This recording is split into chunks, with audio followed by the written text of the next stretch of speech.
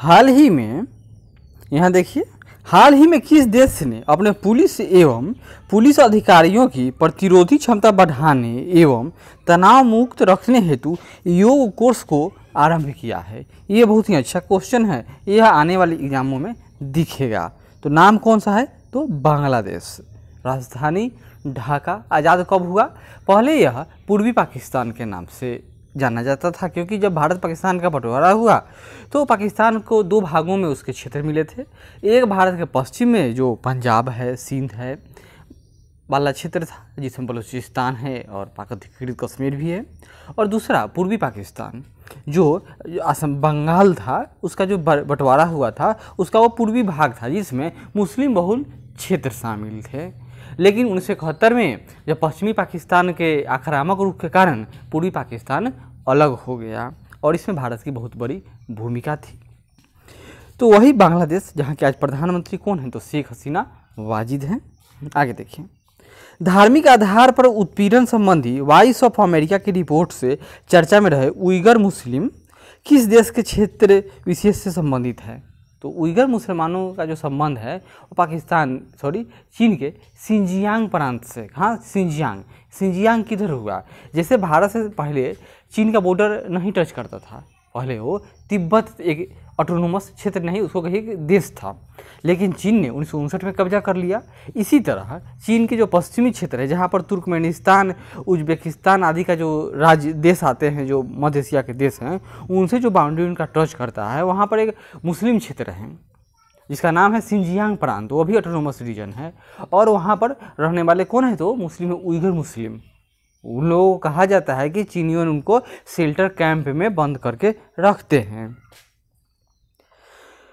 245। और इसी सिंजियांग प्रांत और भारत के पीओके पाक अधिकृत कश्मीर के क्षेत्र और पाकिस्तान से होकर कौन सा सड़क जा रही है? तो चाइना पाकिस्तान इकोनॉमिक कॉरिडोर। चीन क्यों बना रहा है? क्योंकि चीन जो दुनिया का महाशक्ति होने का दम भरता है, उसकी जो ज़रूरतें हैं, जो उसका कनेक्शन लाइन है, वो सिर्फ और सिर्फ नैरो बॉडी, एक मलक्का स्ट्रीट है जो अंडमान के पास में स्थित है, वहीं से होकर गुजरती है।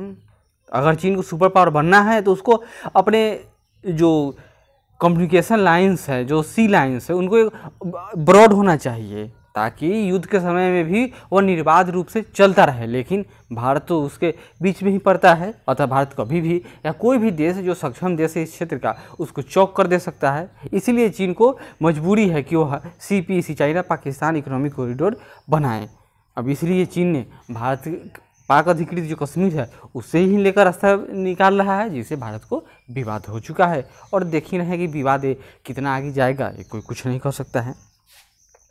झारखंड के किस स्थान पर थावर चंद्र गहलोत के द्वारा composite regional centre for the person with disability, यहाँ देखिए डिसेबिलिटी मतलब क्या हुआ कि वह विकलांग नहीं, कि उसको दिव्यांगता से संबंधित होगा, एक सेंटर का उद्घाटन किया गया है। तो कहाँ? तो रांची। रांची क्या है? तो झारखंड की राजधानी है। खादी एवं ग्रामोद्योग आयोग द्वारा नारियल पानी के तर्ज पर पेय प्रोत्साहन देने की परियोजना से चर्चा में है नीरा। उत्पादों को किससे प्राप्त किया जाता है? तो नीरा, जिसको सामान्य जन भाषा में क्या कहा जाता है, गांव देहात में सामान्यतः कई लोग तारी से तुलना करते हैं, लेकिन कहा जाता है कि तारी है वो सड़ा हुआ है, नीरा होगा एकदम शुद्ध पेय पदार्थ होगा, ये तार के पेड़ से ही प्राप्त किया जाएगा। भारत सरकार के द्वारा देश के 75वें विजय दिवस परेड में भाग लेने के लिए तीनों सेनाओं के संयुक्त दल को कहाँ रवाना किया गया था? तो रूस का जो विक्ट्री परेड हुआ था, क्या इस बार 75वां। क्यों? क्योंकि इसी दिन रूस ने जर्मनी के बर्लिन शहर को तबाह कर दिया था। कहा जाता है कि रूस के कारण ही जर्मनी या हिटलर की पराजय हुई थी और उसी के कारण ही जर्मनी हारा और द्वितीय विश्व युद्ध में अमेरिकन अलायंस जैसे कि इंग्लैंड, फ्रांस, रसिया आदि को जीत प्राप्त हुई थी। तो उसी के एवज में भारत सरकार ने भी अपना दल भेजा, क्योंकि भारत सरकार ऑफिशियल रूप से तो इंग्लैंड का गुलाम था भारत, तो इंग्लैंड के अंदर भारतीय सैनिक भी लगभग 25 लाख सैनिक अंग्रेजों की तरफ से जर्मन अलायंस के खिलाफ लड़े थे। यह बात दूसरी है कि सुभाष चंद्र बोस के नेतृत्व में भारत के बहुत सारे सैनिक, वो भी लाखों की संख्या में थे, वह अंग्रेजों के खिलाफ लड़े, यानी कि जर्मन के सपोर्ट में लड़े हुए थे, यानी कि भारत दोनों तरफ से था। 248 नंबर में क्या है, हाल ही में खेल सुविधाओं के विस्तार हेतु खेलो इंडिया योजना के तहत 8 राज्यों में किन खेल सुविधा केंद्रों की स्थापना की जाएगी। तो उसका नाम है किस, वो किस जो समझते हो नहीं है, यह है खेलो India state centres of excellence award. क्या नाम है, किस। तो खेलो इंडिया से स्टेट सेंटर्स ऑफ एक्सीलेंस की स्थापना की जाएगी। और लक्ष्य क्या है सरकार का कि केंद्र 1000 जिलों में 1000 ऐसे क्या करेगी, तो सेंटर खोलेगी जहां पर जो प्रतिभा है उसको निखारा जाए और जो रिटायर हो चुके खिलाड़ी हैं उनको उसमें कोच के पद पर बहाल किया जाएगा। भारतीय एयरटेल कंपनी समेत अन्य कंपनियों द्वारा निवेश से चर्चा में रहे स्टार्टअप कंपनी लट मीडिया किस क्षेत्र से संबंधित है। ये लट मीडिया शिक्षा संबंधित, क्या नाम है, लट मीडिया। और इसमें कौन कौन निवेश किया है, तो भारतीय एयरटेल प्रमुख रूप से और भी सारी कंपनियों ने इसमें अपना पैसा लगाया है। यह एक स्टार्टअप है। त्रिपुरा में पाए जाने, यहाँ देखिए त्रिपुरा भारत का वह राज्य जिसके तीनों तरफ कौन है, तो बांग्लादेश है, में पाए जाने से चर्चा में रहे हॉग बैजर्स, याद कीजिए हॉग बैजर्स IUCN की किस सूची में शामिल है। क्या नाम है, हॉग बैजर्स। तो यह IUCN रेड लिस्ट में लुप्त प्राय प्रजातियों में शामिल है। क्या नाम है इसका, हॉग बैजर्स। आगे बढ़ते हैं। भारत ने UN को किस विशेष परिषद सदस्य के चुनाव में 192 में से 184 वोट पाकर चुनाव जीता, कौन, भारत है। और इस समिति में कुल कितने सदस्य हैं, संयुक्त राष्ट्र संघ में का जो सबसे प्रमुख निकाय है उसको कहा जाता है सुरक्षा परिषद। सुरक्षा परिषद में 15 सदस्य होते हैं जिसमें 5 परमानेंट हैं और 10 अस्थायी जो 2 साल के लिए एक बार में चुने जाते हैं। और उसी में भारत का भी इस बार सिलेक्शन हुआ है और यह भारत का 8वीं बार है। ये इसमें बार भारत का नंबर नहीं था, पूरी दुनिया में रोटेशन वाइज होता है। जैसे कि दक्षिण अमेरिका से 1 सदस्य का इसमें इलेक्शन होता है, अफ्रीका से 2, एशिया और पश्चिम जो अरब क्षेत्र है इनसे भी कितने आते हैं, तो कुल मिलाकर लगभग 2-3 है, लेकिन एक अरब को दिया जाता है। और ओशिनिया ग्रुप से भी एक आता है और पूर्वी यूरोप से भी एक सदस्य का चुनाव इसमें होता है। तो इसी बार जो नंबर था यह अफगानिस्तान का नंबर था, लेकिन भारत ने अदला बदली कर लिया है। और 5 जो अस्थायी सदस्य हैं कौन कौन है, उनको वीटो पावर है, उनको कहा जाता है अंतर्राष्ट्रीय पुलिसमैन। तो कौन है 5, तो अमेरिका, इंग्लैंड, फ्रांस, रूस एंड चीन। और भारत भी मांग करता है कि उसे भी संयुक्त राष्ट्र संघ सुरक्षा परिषद में अस्थायी सदस्यता प्रदान की जाए। विधि के संदर्भ में भारत की स्थिति में सुधारात्मक पर या सुधार पर याचिका से चर्चा में रहे विधि के शासन सूचकांक 2020 में भारत की रैंकिंग कितनी रही एवं इसे किस संस्था के द्वारा जारी किया जाता है। तो विधि के जो शासन का सूचकांक है इसमें भारत का नंबर 69 यानी 69वां है। और इसको जारी कौन करता है, तो वर्ल्ड जस्टिस प्रोजेक्ट जारी करता है। औषधि महानियंत्रक भारत के द्वारा तीसरे ट्रायल फेज की अनुमति से चर्चा में रहे एंटीवायरल ड्रग उमीफेनोवीर, क्या नाम है इसका, उमीफेनोवीर का प्रयोग मुख्यतः किसके इलाज में होता है, तो उमीफेनोवीर का इलाज इन्फ्लुएंजा में होता है। इसी तरह बाबा रामदेव का दवाई चर्चा में है क्रोनोकिल, जिसको इन्होंने कहा है कि वह कोरोना का रामबाण दवाई है, लेकिन बात आती है कि उनके पास कागज ही नहीं है इसका। हाल ही में विभिन्न खिलाड़ियों के द्वारा समर्थन से चर्चा में रहे हैशटैग प्ले फॉर इंडिया पहल का उद्देश्य क्या है, इसका उद्देश्य है कि कोविड-19 से प्रभावित खेलों से जुड़े लोगों की मदद करना। प्रधानमंत्री नरेंद्र मोदी के द्वारा आत्मनिर्भर भारत के तहत वाणिज्य खनन हेतु कितने कोयले ब्लॉकों की नीलामी की प्रक्रिया को मंजूरी दी गई है, तो यह 41 कोयला ब्लॉक को नीलामी की स्वीकृति दी गई है। क्यों, क्योंकि भारत है अभी भी लगभग इसमें 700 से 800 टन कोयले का अपना उत्पादन होता है, फिर भी 150 से 200 मिलियन टन कोयले का आयात करना पड़ता है, जबकि भारत में कोयले की प्रचुर दुनिया के जो सबसे अधिक कोयला संपन्न देश है उसमें से एक भारत भी है। तो यही कारण है कि अगर आत्मनिर्भर होना है तो पहले कोयला में आत्मनिर्भर होना होगा, क्योंकि अधिकतर भारत के लगभग 66% बिजली कोयले से ही आज भी उत्पादन होता है। अतः यही कारण है कि पहले भारत सरकार कोशिश कर रही है कि कोयले में ही आत्मनिर्भर हो जाए। जलवायु प्रतिबद्धता टाइपिंग करना चाहिएगा। जलवायु प्रतिबद्धता के अनुकूल महत्वपूर्ण कदम के रूप में भारत सरकार के द्वारा वर्ष 2030 तक कितने मिलियन टन कोयले के गैसीकरण का लक्ष्य रखा गया है? तो इसका लक्ष्य है 100 मिलियन टन कोयले का क्या करेंगे तो गैस के रूप में परिवर्तित कर दिया जाएगा। और इससे क्या होता है गैसीकरण में कि प्रदूषण कम होता है। पिछले महीने 6027 करोड़ रुपए के निवेश से चर्चा में रहे पार्टिसिपेटरी नोट्स किन्हें जारी किया करते हैं? तो पार्टिसिपेटरी नोट और एक होता है FDI फॉरेन पोर्टफोलियो इन्वेस्टमेंट, और एक होता है प्रत्यक्ष विदेशी प्रत्यक्ष निवेश। यह बात हो रही है पार्टिसिपेटरी इन्वेस्टमेंट, यानी ऐसे विदेशी निवेशक जो बिना पंजीकृत हुए भारत के बाज़ार में निवेश करना चाहते हैं, उसे क्या कहा जाता है? पार्टिसिपेटरी नोट्स के जरिए ये लोग भारत में निवेश करते हैं। या इन्हें कहिए कि विदेशी पोर्टफोलियो निवेशक जो रहेंगे विदेश में ही, लेकिन वहीं से वो किसी थर्ड पार्टी के थ्रू भारतीय कंपनियों में या भारत के किसी क्षेत्र में पैसा लगाएंगे। और FDI होता है फॉरेन डायरेक्ट इन्वेस्टमेंट। इसका मतलब है कि वह व्यक्ति डायरेक्ट ही भारत में आकर पैसा लगाएगा, भारतीय क्षेत्र से वह डायरेक्ट जुड़ा रहेगा, बीच में कोई मीडिएटर न होगा। सरकार के द्वारा प्रवासी श्रमिकों और ग्रामीण लोगों को आजीविका प्रदान करने हेतु किस व्यापक ग्रामीण सार्वजनिक कार्य योजना की शुरुआत की गई है? तो इसका नाम है गरीब कल्याण रोजगार अभियान योजना। गरीब कल्याण रोजगार अभियान योजना।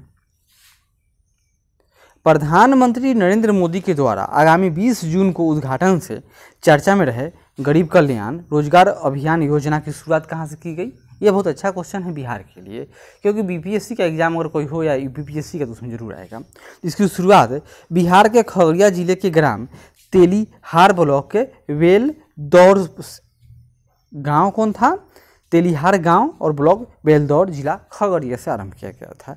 इसमें क्या है गरीब कल्याण रोजगार योजना में कि वैसे जिले जिसकी में 25,000 से अधिक प्रवासी मजदूर कोरोना के कारण वापस आए हैं, वहाँ पर मनरेगा के तहत बहुत तरह के स्पेशल कार्य कराए जाएंगे ताकि उनको जो काम मिल सके और उनका रोजी रोटी चल सके। भारतीय वायुसेना द्वारा ऑर्डर दिए जाने से चर्चा में रहे सुखोई MKI का निर्माण मूलतः किसके द्वारा किया जाता है? तो भारत सरकार ने क्या किया?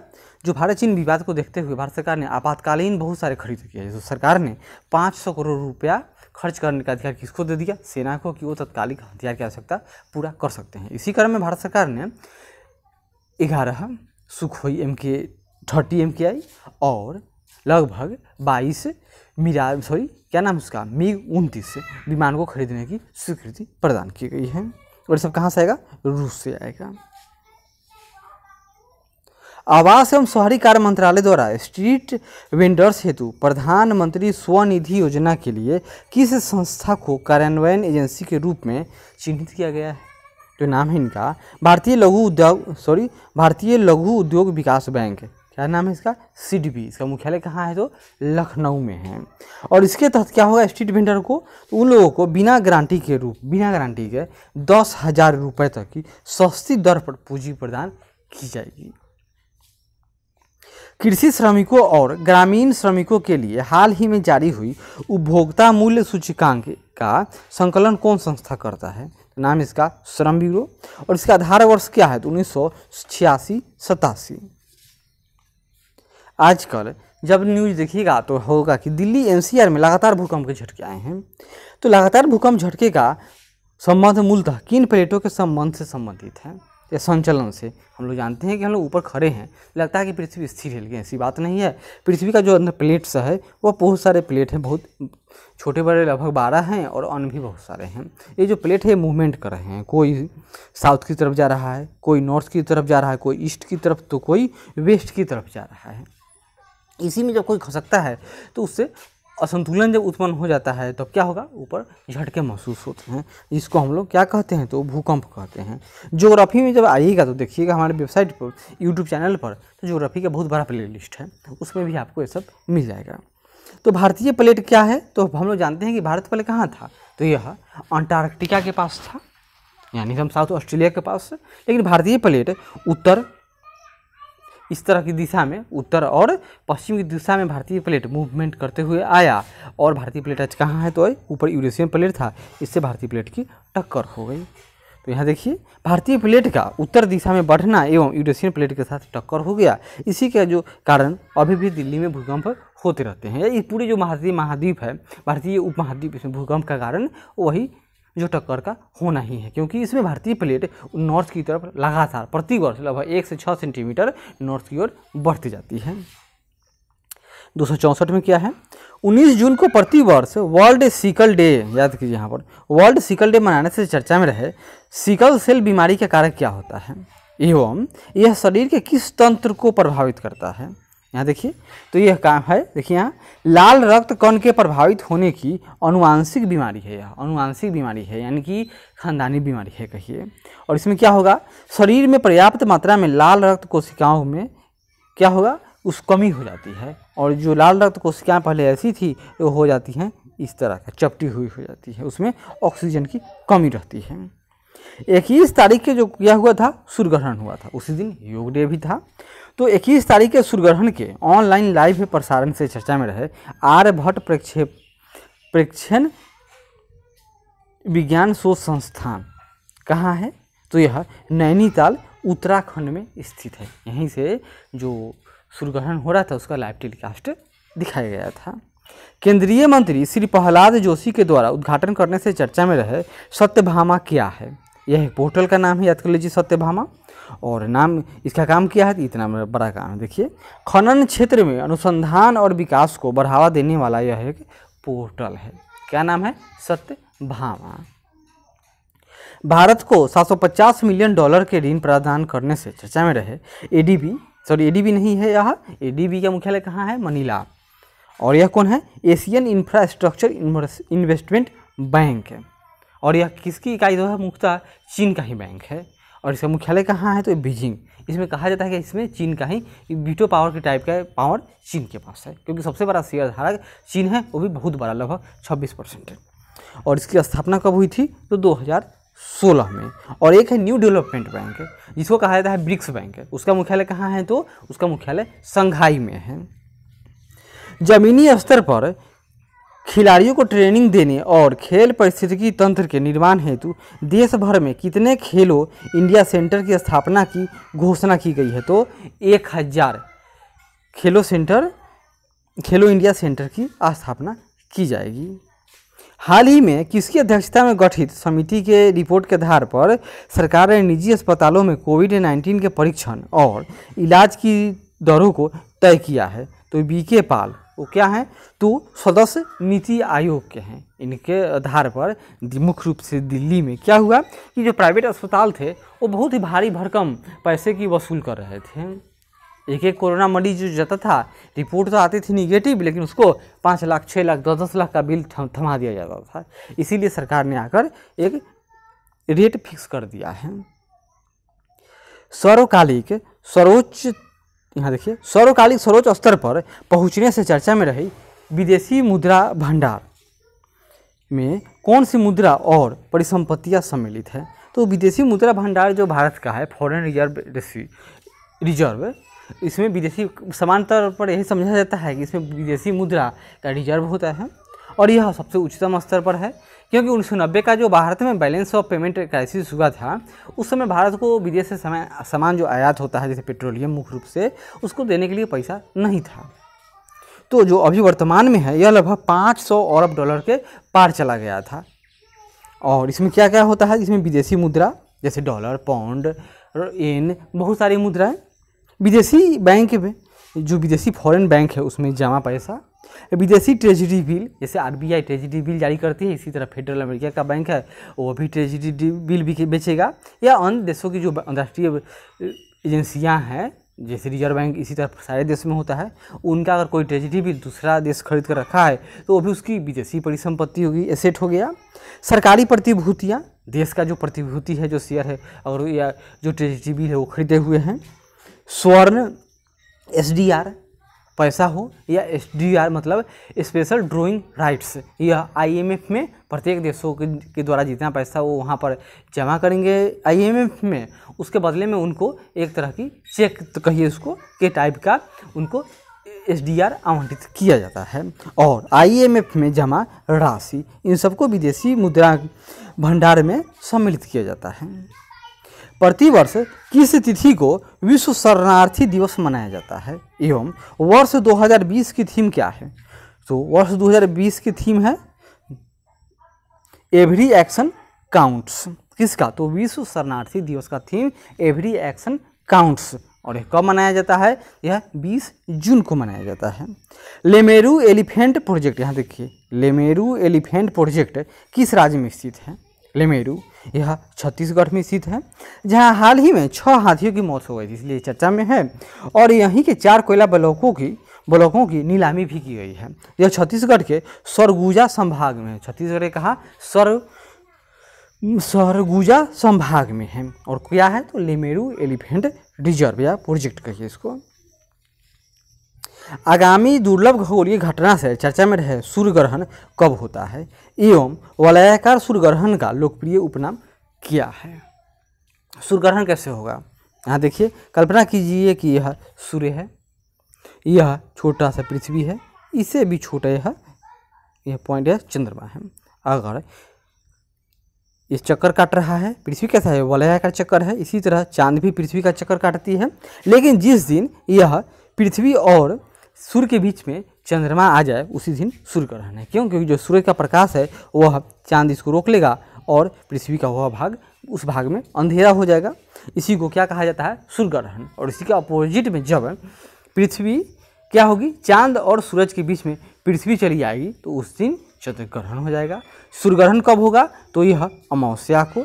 चंद्र ग्रहण कब होगा? तो पूर्णिमा को। लेकिन प्रत्येक पूर्णिमा और प्रत्येक अमावस्या को न तो सूर्य ग्रहण होगा अमावस्या को, न ही प्रत्येक पूर्णिमा को चंद्र ग्रहण होता है। जान गए? तो अब यहाँ देखिए, तो चंद्रमा के सूर्य और पृथ्वी के बीच में आ जाने से क्या होता है? सूर्य ग्रहण होता है। और रिंग ऑफ फायर क्या है? कि जो चांद है छोटा सा, यह चांद अगर ढक लेता है तो भी जो इसकी चारों साइड से क्या होता है? सूर्य का जो आभा मंडल है वह दिखाई देते रहता है, लगता है जैसे कि प्रकाश निकल रहा है। उसी को कहा जाता है रिंग ऑफ फायर।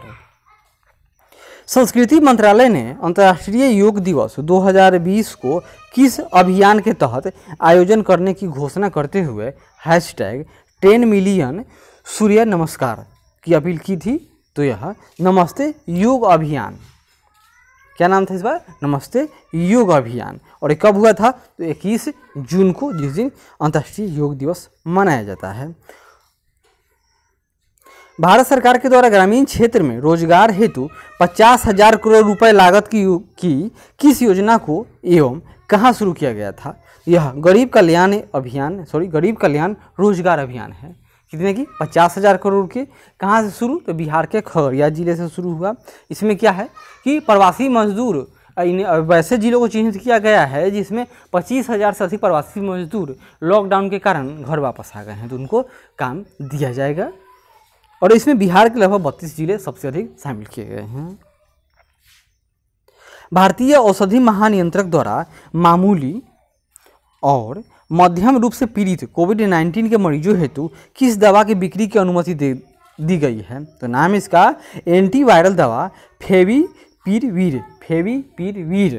और इसका काम क्या है? तो यह फैबीफ्लू ब्रांड से बेचा जाएगा, मतलब यह फैबीफ्लू ब्रांड से बेचा जाएगा। और ये क्या दवाई है? तो सिंपल है, फ्लू की दवा है। इससे पहले हाइड्रोक्लोरोक्विन सबसे पहले चर्चा में रहा था, इसको डोनाल्ड ट्रंप ने भारत से ज़बरदस्ती मांगा।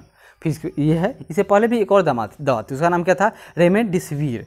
वो अभी कोरोना से संबंधित इलाज के लिए उसका भी नाम आया था। और बाबा रामदेव का कोरोना किल भी चर्चा में है।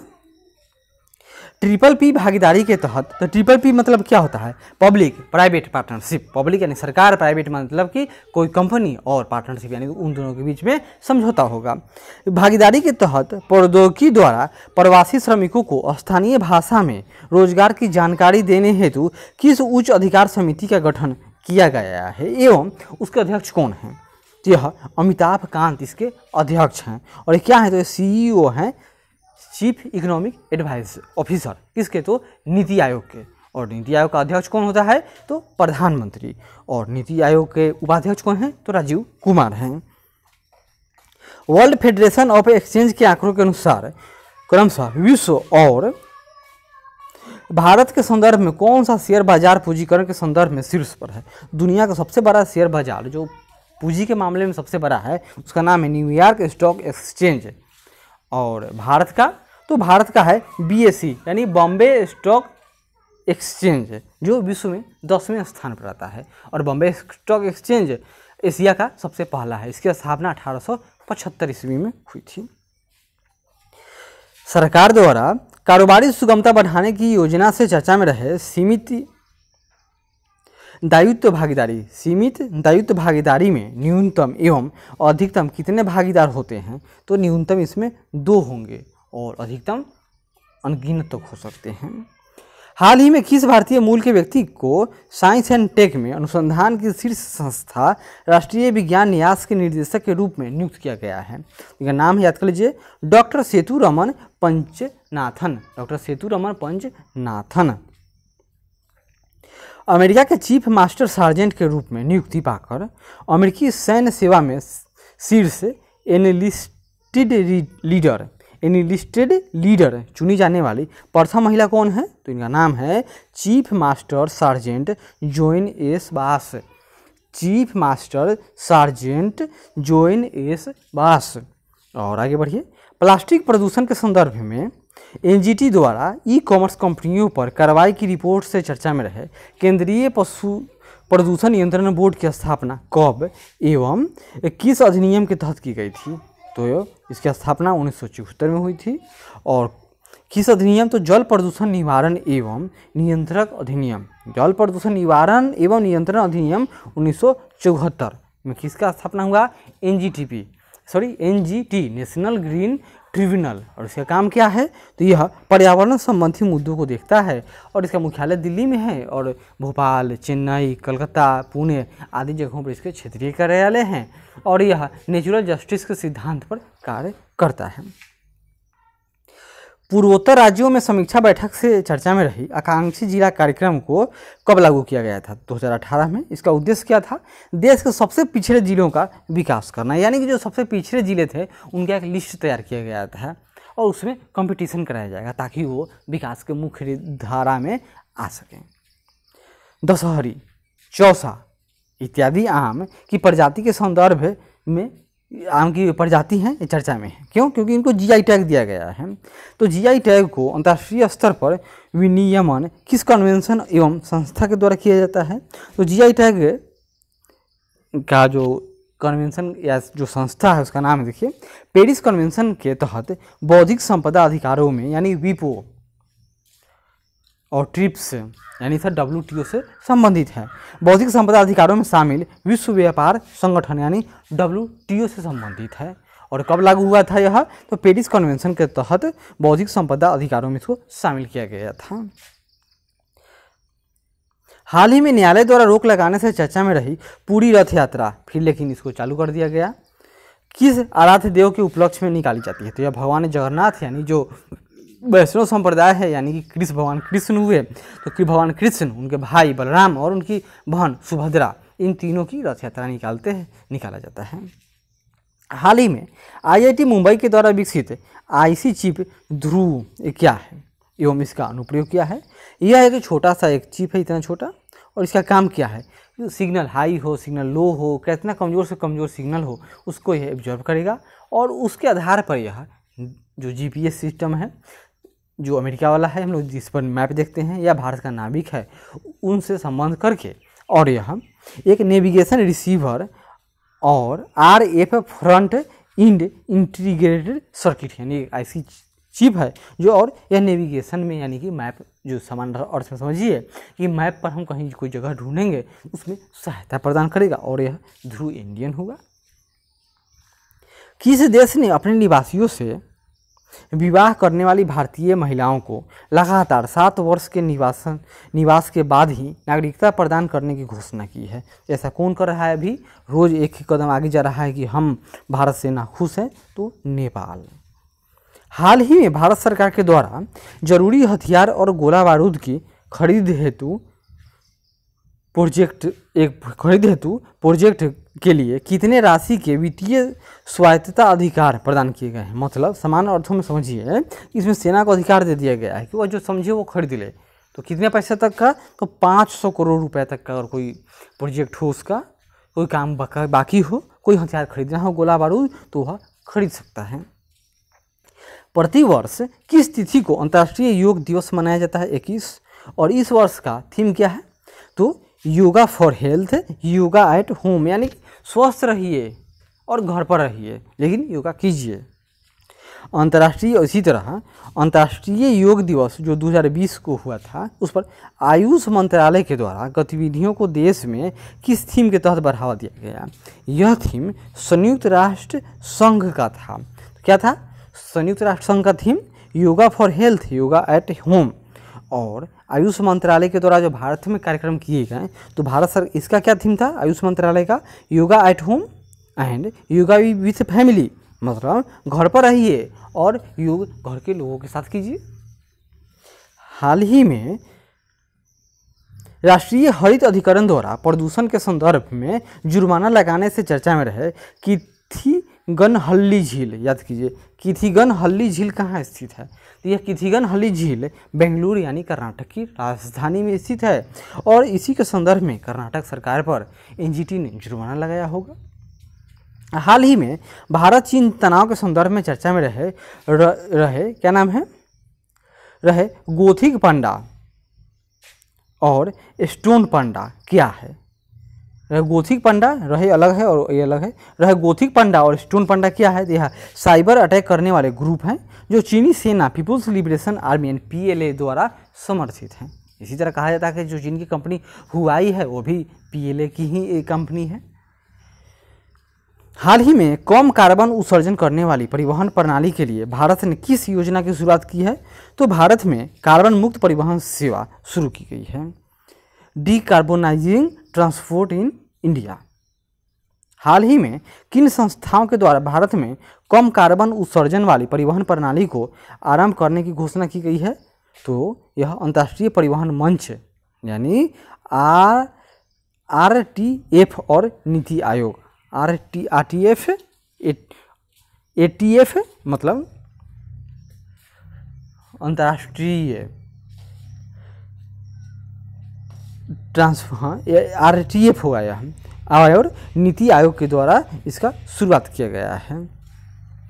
51% हिस्सेदारी वाली कंपनी को भारतीय कंपनी का दर्जा देने और परिभाषा में बदलाव की मांग से चर्चा में रहे कंपनी अधिनियम के अनुसार कंपनी की परिभाषा क्या है? तो भारत में पंजीकृत और कर अदा करने वाली कंपनी, मतलब कि जो कंपनी भारत में पंजीकृत है और भारत सरकार को ही कर अदा करती है, वह भारत की कंपनी है।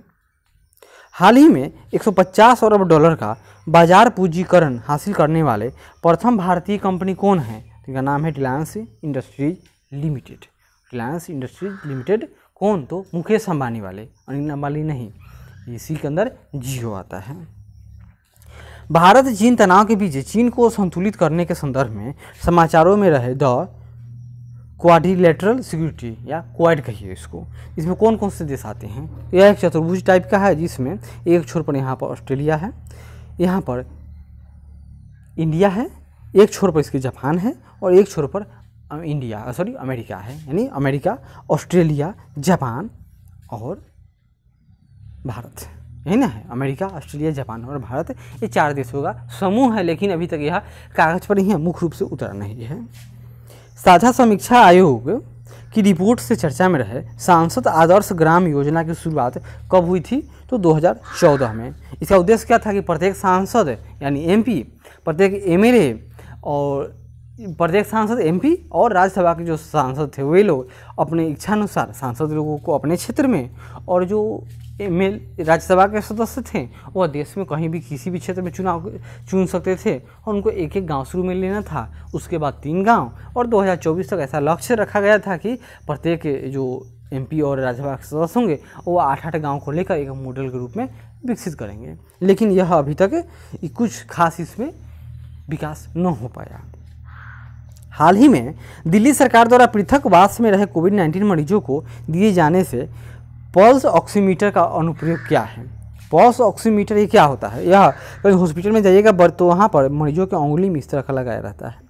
इसका काम क्या होता है कि शरीर में ऑक्सीजन की मात्रा को यह बताते रहता है कि शरीर में ऑक्सीजन की मात्रा कितना उपलब्ध है, अर्थात कितना उसको चाहिए या उसको नहीं चाहिए। हाल ही में चर्चा में रही मित्रों और चिंगारी ऐप का अनुप्रयोग क्या है? तो हाल ही में भारत सरकार ने 59 चाइनीज ऐप को प्रतिबंधित कर दिया है। उसमें सबसे प्रतिष्ठित टिकटॉक था। तो यह टिकटॉक का ही भारतीय रूप कहिए इसको, एक चिंगारी ऐप है। चिंगारी और मित्रों का अनुप्रयोग क्या है? तो यह शॉर्ट वीडियो ऐप है जो टिकटॉक का भारतीय संस्करण है। वित्त मंत्रालय द्वारा व्यक्तियों एवं संगठनों द्वारा चंदा देने का मार्ग प्रस्तुत करने से चर्चा में रहे राष्ट्रीय आपदा मोचन कोष का गठन किस अधिनियम के तहत किया गया था? तो राष्ट्रीय आपदा मोचन यानी नेशनल डिजास्टर मैनेजमेंट की बात हो रही है। तो यह आपदा प्रबंधन एक्ट 2005 के तहत इसका गठन किया गया था। खाद्य प्रसंस्करण क्षेत्र के लिए एक्सक्लूसिव इन्वेस्टमेंट फोरम से चर्चा में रहे इन्वेस्ट इंडिया के तहत भारत में निवेश बढ़ाने के लिए किस एजेंसी को स्थापित किया गया था? तो यह 2009 में इसको स्थापित किया गया था और नाम क्या था? National investment promotion and facilitation agency of India. इसमें क्या है कि खाद्य प्रसंस्करण के क्षेत्र के लिए स्पेशल उसी के लिए विदेशी पैसा इसमें निवेश कराना इसका लक्ष्य था। हाल ही में किस योजना के तहत केंद्रीय अप्रत्यक्ष कर और सीमा शुल्क बोर्ड द्वारा पेपरलेस एक्सपोर्ट्स की सुविधा दी गई है? यानी अब पेपरलेस ही एक्सपोर्ट हो जाएगा, सारा काम ऑनलाइन। नाम क्या है इसका? तुरंत कस्टम। हाल ही में जम्मू कश्मीर को लेकर आपातकालीन बैठक से चर्चा में रहे इस्लामिक सहयोग संगठन। इसका मुख्यालय कहाँ है? जेद्दाह। यह क्या है? तो इस्लामिक जो जितने भी कंट्री हैं उनका संगठन है।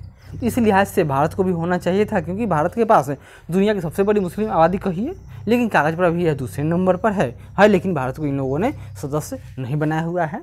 इसमें कश्मीर के मामले पर CAA 370 NRC आदि पर भी भारत के खिलाफ है प्रस्ताव पारित किया गया और कहा गया कि भारत सरकार को इन सब में परिवर्तन करना चाहिए था। दुख की बात है कि यह भारत के जो सोवरेनिटी है उसका तो हनन ही कर रहा है यह संगठन, क्योंकि भारत के आंतरिक मामलों में वह बोलने वाला कौन?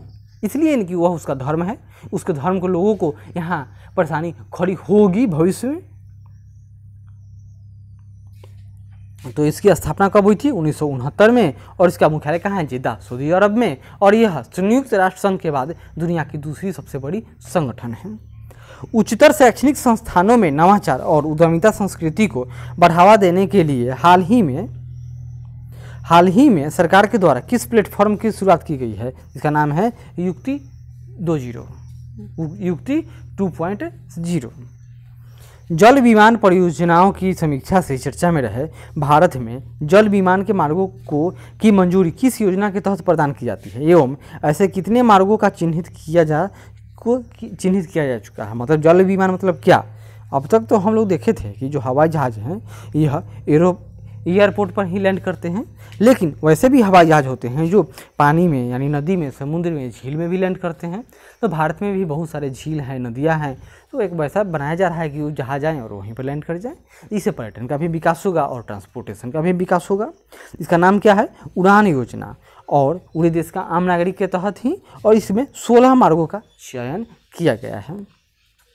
हाल ही में अमेरिकी प्रशासन के द्वारा IT क्षेत्र से जुड़े उच्च पेशेवरों के लिए किस वीज़ा को सस्पेंड कर दिया गया है? तो नाम इसका H1B वीज़ा। H1B वीज़ा क्या होता था कि इसमें जो पढ़े लिखे हैं, खास स्किल वाले युवा हैं, वो अमेरिका में जॉब के लिए अप्लाई करते थे और इससे सबसे अधिक फायदा भारत को होता था, क्योंकि वर्तमान में भी जब यह रद्द किया गया है तो अभी भी लगभग भारत के 4 लाख के लगभग जो वीज़ा है वो अप्लाई किया जा चुका है। और इसी अनुपात में जो चीन का देखिए तो मात्र 47,000 लोगों ने अप्लाई किया था। यानी इससे अगर घाटा हुआ किसी को तो केवल भारत को और किसी को नहीं। हाल ही में भारत सरकार ने किस देश के साथ परस्पर उच्चायोग कर्मचारियों की संख्या को 50% घटाने का निर्णय लिया है? कहाँ? तो पाकिस्तान। हाल ही में भारत सरकार ने 2 पाकिस्तानी उच्चायुक्त को इसलिए पकड़ा था कि वो लोग भारत में जासूसी कर रहे थे, गलत काम कर रहे थे। बदले में पाकिस्तानियों ने भी भारतीय उच्चायोग के 2 कर्मचारियों को लापता कर दिया।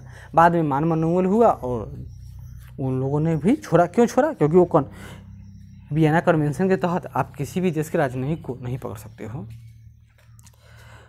भारत चीन सीमा पर तैनाती के संदर्भ में चर्चा में रहे M777 होवित्जर तोपें एवं K9 वज्र तोपें किन किन देशों की है? भारत के तो सारे हथियार हैं, या तो रूस से खरीद कर आया हो, जर्मनी का हो, फ्रांस का हो, अमेरिका का हो या दक्षिण कोरिया का हो। कहीं अगर उत्तर कोरिया भी अगर हथियार बेचता तो भारत में उसके भी हथियार मिल जाते हैं। तो जो M777 होवित्जर तोपें हैं यह अमेरिका ने हमें दिया है, भारत सरकार ने खरीदा है पैसा देकर। और जो दक्षिण कोरिया की K9 वज्र तोपें किसकी है? तो दक्षिण कोरिया के है, लेकिन इसका निर्माण कार्य भारत में ही हो रहा है। कहाँ? तो गुजरात में। और कंपनी कौन है इसके साथ में काम करने वाली? तो L&T कंपनी। हाल ही में आयुष मंत्रालय के द्वारा पतंजलि आयुर्वेदिक लिमिटेड की कोरोना वायरस से संबंधित किस दवा के विज्ञापन के जरिए प्रचार प्रसार पर रोक लगा दिया गया है? नाम इसका इसका नाम है क्रोनोकिल। कंप्रेस्ड बायोगैस को वित्त पोषण की प्राथमिकता वाले क्षेत्रों में शामिल करने से चर्चा में रहे किस योजना के तहत सरकार ने 2023 तक 15 मिलियन मीट्रिक टन CBG यानी कंप्रेस्ड बायोगैस के उत्पादन करने का लक्ष्य रखा है? तो क्यों होगा? सतत आ गया, ये पर्यावरण आ गया। सतत sustainable alternative towards affordable transportation, इतना भयानक नाम है। और कब से आरंभ है? तो यह 2018 से आरंभ इसको किया गया है। और हाल ही में सरकार ने किस ऑनलाइन व्यापारिक पोर्टल पर व्यापारियों को उत्पत्ति के देश के बारे में जानकारी देना आवश्यक बना दिया गया है? यानी कि हम ऐसा उत्पाद, यहाँ देखिए GM मतलब क्या है? गवर्नमेंट ई मार्केट प्लेस, मतलब सरकारें बहुत सारे सामान खरीदती है। पहले ऐसा था कि पहले पाओ, मतलब कि अगर किसी कोई बहुत बड़ा अफसर है तो उसी के घर का कोई व्यक्ति है जो उन्होंने उसको वेंडर बना दिया और उसी के माध्यम से सारे सामान 2 रुपये का चीज़ 4 रुपये में खरीद रहे हैं। बहुत भ्रष्टाचार होता था। लेकिन सरकार ने क्या किया? मोदी सरकार ने इसको अब ऑनलाइन पोर्टल बना दिया कि यहाँ पर आप जो सारी जो ऑफिस हैं वो अपनी ज़रूरत की जो उनको खरीदना है उसको लिस्टिंग करेंगे कि हमको ये सब चाहिए, और बदले में जो कंपनियां हैं वो माल बेचने वाली होंगी वो अभी उस पर लिस्टेड रहेंगी। वो बताएंगे कि हम ये सब दे सकते हैं, हम इतने में देंगे, और जिसका जो उसमें सस्ता मिलेगा प्राइस या जो एक्सेप्ट करेंगे प्रपोजल, वो कंपनियाँ, वो जो विभाग है उसको सामान की आपूर्ति कर देंगी। लेकिन अब इसमें भारत सरकार ने क्या किया? चीन से भारत सरकार चल रहा है टसन, तो अब होगा क्या? तो भारत सरकार ने कहा कि चलो हम चीन से सामान आयात कम करेंगे। तो यहाँ पर बहुत सारे ऐसे सामान थे जिस पर यह नहीं लिखा जाता था कि कहाँ का है वो, चीन का है कि नहीं है, और इस पर डाउट हो गया सामान है चीन का और पैसा ले लिया इंडियन के नाम पर। तो अब सरकार ने इसको अनिवार्य कर दिया है कि आपको बताना होगा कि ओरिजिन ऑफ देश, यह कहाँ का बना हुआ है, किस देश का यह कंपनी है, वो लिखना अनिवार्य कर दिया गया है। तो जून का यह पार्ट 4 है, थोड़ा बहुत बचा हुआ है तो यह अगले वीडियो में इसको लाते हैं। तब तक धन्यवाद। आशा करते हैं कि यह प्रयास अगर अच्छा लगे तो ज़रूर लाइक करें, शेयर करें, कमेंट करें और सब्सक्राइब करें। धन्यवाद। गुड मॉर्निंग फ्रेंड्स, हम लोग करंट अफेयर्स में जून महीने का करंट अफेयर्स देख रहे थे। उसी कड़ी में आज हम लोग का यह चौथा वीडियो होगा, तो देखते हैं। इससे पहले हम लोग 225 नंबर तक आ चुके थे। उसमें क्या देखे थे? एक टाइटन एक उपग्रह है जिसके बारे में चर्चा है कि वह अपने मूल ग्रह से दूर जा रहा है। तो यह किस ग्रह का उपग्रह है? तो शनि का, यह जान चुके हैं हम लोग। और हम लोग यह भी जान चुके हैं कि शनि ग्रह में जितने भी सूरज के ग्रह हैं उसमें शनि के पास सबसे अधिक उपग्रह हैं। आगे देखिए 226, राष्ट्रपति डोनाल्ड ट्रंप के नाम पर एक बस्ती बनाया जा रहा है। क्या नाम है उसका? Ramat Trump. बनाने हेतु किस देश की सरकार ने मंजूरी दी है? बस ऐसा कौन कर सकता है जो उसका फॉलोअर हो? तो सिर्फ और सिर्फ ऐसा काम इजराइल में ही होगा। भारत में तो गांव बन सकता है, लेकिन वहाँ शहर बनाया गया है। और एवं इस बस्ती का निर्माण कहाँ होगा? तो वही गोलन हाइट्स, जिस पर इजराइल और सीरिया के मध्य विवाद है। और अभी वर्तमान में इस पर इजराइल का कब्जा है। कब हुआ? तो 1967 में इजराइल वर्सेस अरब वार हुआ था, जिसमें अरब के सारे देश जैसे सूडान नहीं, सीरिया, जॉर्डन, लेबनान, मिस्र, सभी देशों ने मिलकर इजराइल पर अटैक किया था। यह दुर्भाग्य की बात थी कि सारे अरब वाले मिलकर भी एक सप्ताह से भी अधिक युद्ध न लड़ सके थे। उसी समय इजराइल ने सबको पीछे पीछे कुछ धकेला, जिसमें इसने सीरिया से क्या छीन लिया? तो यह गोलन हाइट्स नामक क्षेत्र अपने कब्जे में ले लिया। परमाणु हथियारों पर रिपोर्ट प्रस्तुत करता है कौन? देखेंगे हम लोग। इसका नाम है Stockholm International Peace Research Institute. कब एवं यह किस उद्देश्य से स्थापित हुआ था? तो यह 1966 में स्थापित हुआ था। और यह क्या नाम इसका शॉर्ट रूप? तो सिपरी इसको कहा जाता है। और इसका काम क्या है? तो संघर्ष, हथियार नियंत्रण, निशस्त्रीकरण पर शोध। और इसने क्या बताया कि पूरी दुनिया में सबसे अधिक परमाणु अमेरिका, रूस, उसके बाद चीन के पास है, और भारत से अधिक परमाणु बम पाकिस्तान के पास भी है। हाल ही में जारी हुई वैश्विक प्रतिस्पर्धा सूचकांक में कौन सा देश प्रथम एवं द्वितीय है? तो प्रतिस्पर्धा में सबसे टॉप पर सिंगापुर और दूसरे नंबर पर डेनमार्क है। और आगे देखिए, वैश्विक प्रतिस्पर्धा क्षमता सूचकांक किस संस्था के द्वारा तैयार किया जाता है? तो इस संस्था का नाम है इंस्टीट्यूट ऑफ मैनेजमेंट डेवलपमेंट। क्या नाम है? Institute of management development. और क्वेश्चन पूछेगा कि वैश्विक प्रतिस्पर्धा क्षमता सूचकांक में भारत का स्थान क्या है? तो भारत का स्थान 43 है, यानी 43वां है। किस संस्थान के द्वारा विश्व निवेश रिपोर्ट 2020 जारी की गई? तो उसका नाम है अंकटाड। और इस रिपोर्ट में भारत में प्रत्यक्ष निवेश प्राप्त करने के मामले में 2020 में कौन से स्थान पर आता है? तो 9वें स्थान पर। ये भारत के लिए अच्छी बात है, क्योंकि इससे पहले बार 2019 में भारत 11वें नंबर पर चला गया था। 231 नंबर में क्या है? विश्व निवेश रिपोर्ट 2020 जारी करने से चर्चा में रहे अंकटाड की स्थापना कब होती है? तो अंकटाड की स्थापना 1964 में हुई, और इसका मुख्यालय क्या है? तो जिनेवा में है। ये अंकटाड बार बार आ रहा है, इसलिए हम लोग थोड़ा सा आज अंकटाड के बारे में जान लेते हैं। हम लोग अंकटाड के लगभग जो विकिपीडिया है वहाँ पेज पर आ चुके हैं। देखिए, अंकटाड इसका फुल फॉर्म क्या होता है? देख लीजिए, United Nations conference on trade and development, यानी कहा जाए तो यह ट्रेड और इन्वेस्टमेंट संबंधित कार्यों को देखती है। और यह अंकटाड का फॉर्मेशन कब हुआ था? तो 1964 में हुआ था, आज से 55 वर्ष पहले। और इसका मुख्यालय कहाँ है? तो जिनेवा में है। और यह संयुक्त राष्ट्र संघ है, United nation general assembly and United Nations economic and social council को रिपोर्ट करती है, मतलब यह उसका इकाई है। और आगे देखिए, और इस अंकटाड के हेड कौन है अभी? तो मुखिजा किटुई। और इसका पेरेंट ऑर्गेनाइजेशन कौन है? तो United Nations general assembly, United Nations secretariat में इसका काम होता है। और भारत भी इसका सदस्य है, यहाँ देख लीजिए। तो यूनाइटेड नेशंस के जो मेंबर हैं, तो मेंबर वाले इस कलर के हैं, तो पूरा का पूरा मेंबर है। और यूनाइटेड अंकटाड के UNCTAD members at the trade and development board में इतने सारे मेंबर है। और सिंपल जो अंकटाड का मेंबर है कौन कौन होगा? यह छोटा सा यहाँ देखिए, यह एक कौन सा देश है वह? तो यह लाओस है, और ये अफ्रीका के एक दक्षिणी सूडान, और यह चार टाइप का कुछ देश है। ये लोग अभी सिर्फ और सिर्फ मेंबर हैं, यानी कि कहा जाए कि इसमें पूरी दुनिया के लगभग सारे के सारे देश मेंबर हैं, यानी जितने संयुक्त राष्ट्र संघ के लोग में मेंबर हैं उतने इसमें भी मेंबर हैं। आगे बढ़ते हैं। चर्चा में रहे मैग्नेटिक महाराष्ट्र 20 का आयोजन किस उद्देश्य से किया गया? यह महाराष्ट्र में निवेश को आमंत्रित करने के लिए इसका आयोजन किया गया था। उत्तर प्रदेश सरकार के द्वारा श्रमिकों के हितों के संरक्षण हेतु किस आयोग की स्थापना की मंजूरी दी गई है? यह कामगार और श्रमिक सेवायोजन एवं रोजगार आयोग बनेगा। मतलब जो बाहर से प्रवासी आएंगे उनको काम दिलाने का काम करेगा।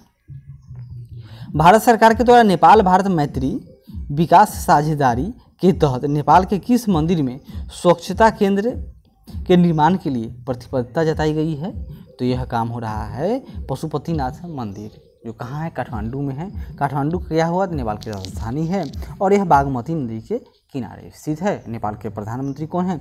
तो अभी KP शर्मा ओली हैं, जो भारत पर बहुत सारा ओला बिक रहे हैं। आगे देखिए, आयुष मंत्रालय के द्वारा अंतर्राष्ट्रीय योग दिवस 2020 को किस अभियान के तहत मनाए जाने की घोषणा की गई थी? तो इस बार का थीम क्या था भारत सरकार का, आयुष मंत्रालय का? घर पर योग, परिवार के साथ योग। और पेपरलेस ऑफिस की दिशा में बढ़ते हुए केंद्रीय अप्रत्यक्ष कर एवं सीमा शुल्क बोर्ड द्वारा अपनाए गए ई ऑफिस एप्लीकेशन का विकास किस संस्था के द्वारा किया गया? तो राष्ट्रीय सूचना विज्ञान केंद्र के द्वारा। आदिवासी संग्रहकर्ता और वन धन SHGS के कवरेज को 3 गुना करने से चर्चा में रहे PM वन धन योजना कब शुरू हुआ? तो 2018 में। और क्यों शुरू किया गया? तो वन उत्पादों के मूल्य संवर्धन द्वारा जनजातीय लोगों की आजीविका का सृजन करना है।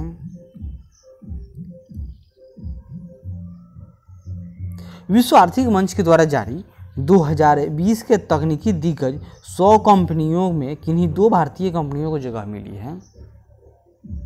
तो क्या नाम है उसका?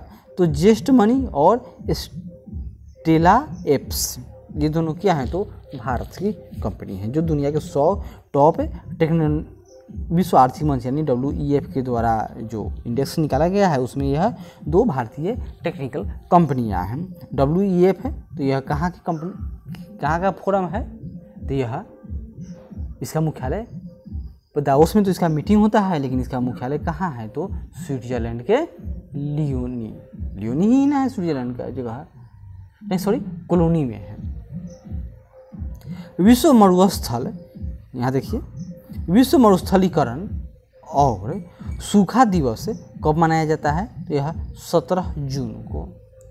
और इस बार का थीम क्या था कि food, feed, fibre, the links between consumption and land.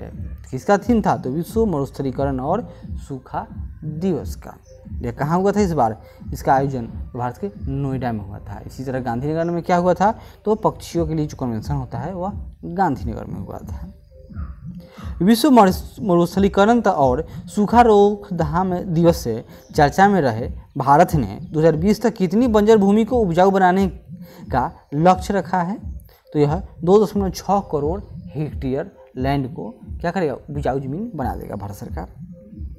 एशियाई पैरालंपिक समिति के द्वारा वर्ष 2021 में चौथे एशियाई युवा पैरा खेलों की मेजबानी किस देश को सौंपी गई है? तो यह बहरीन को सौंपी गई है। PM केयर्स फंड की तर्ज पर मुख्यमंत्री राहत कोष को भी शामिल किए जाने से चर्चा में रहे कॉर्पोरेट सामाजिक उत्तरदायित्व का प्रावधान किस अधिनियम में है? तो कंपनी अधिनियम 2013 में